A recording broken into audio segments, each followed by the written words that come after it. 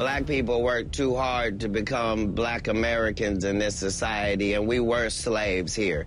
And we did a lot of free work. On the president's orders, a photograph of a beaten slave is being removed from all national parks, including Harper's Ferry National Historic Park. It's called the Scourged Back, and it's also known as Whipped Peter. His name was Peter, but history would come to know him by something far more painful.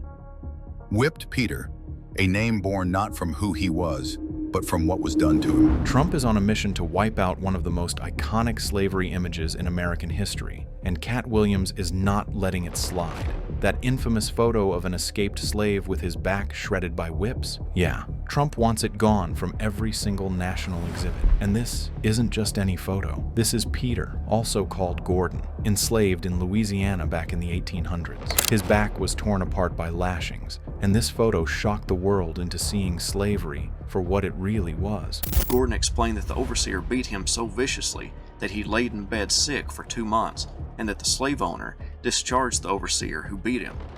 Nevertheless, Gordon resolved to run away from the plantation, where around 40 slaves still worked for the slave owner. This image has been around for more than 160 years. It's not just a picture, it's undeniable proof of cruelty, used by abolitionists during the Civil War to expose the truth and push for freedom. And now Trump says he wants it erased. But it's bigger than one photo. It's about erasing black history itself. He even bragged on Truth Social. This country cannot be woke because woke is broke. Trump claims museums are too negative and make America look bad. His plan? Scrub out slavery, racism, and colonization from exhibits and replace them with feel-good propaganda. This isn't just censorship. This is full-blown whitewashing. Leaked emails show national park staff already flagging slavery-related exhibits for removal. Even Benjamin Franklin being called out as a slave owner is being erased. The White House literally posted a list of museums they want censored. See the pattern? Anything that shows America's dark truth is on the chopping block. My God,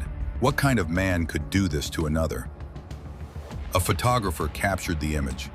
A single photograph that would speak louder than all the words written about slavery. When the Scourged Back was published in newspapers and journals across the North, the effect was immediate. People cried. People raged. People woke up. That photo was no longer about just Peter. It became a mirror, forcing a nation to face its sin. Peter didn't fade into history after that. No, he stood up and fought. He joined the Union Army, fought as a free man, and helped tear down the very system that once tried to destroy him. And though his scars never healed, he carried them like medals, because they told the truth. He was not a victim.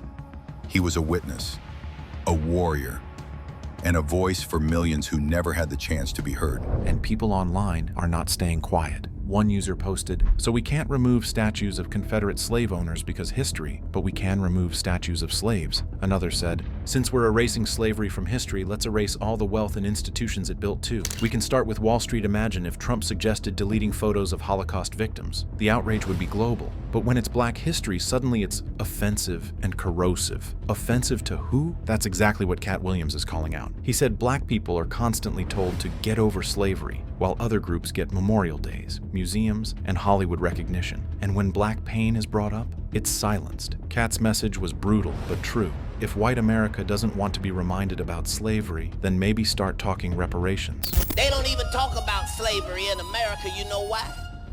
Because they don't want to give no credit to the people that got black people out of slavery in the first place. Because Peter's story isn't just about suffering. It's about resistance and survival. He escaped through swamps, dodging hunters for 40-plus miles until he reached Union lines in Baton Rouge. Nevertheless, Gordon resolved to run away from the plantation, where around 40 slaves still worked for the slave owner. A manhunt ensued, and Gordon and his partner carried onions in their pockets from the plantation, and when they crossed a waterway, they would rub the onions over their body to throw the dogs off the trail. That's when the famous photo was taken, and it became undeniable proof. Slavery wasn't a rumor, it was raw brutality. The photo even inspired movies like Emancipation with Will Smith. But now, in 2025, Trump wants it deleted from memory, and Katt tied it all back to the bigger problem. The oppressors want to control the narrative, to rewrite history where black resistance never existed, where freedom was a gift instead of a fight. Why do white people pay so much attention to black people if they don't like them? You would think if you didn't like something, why would you be paying attention to it? I don't pay attention to things I don't like.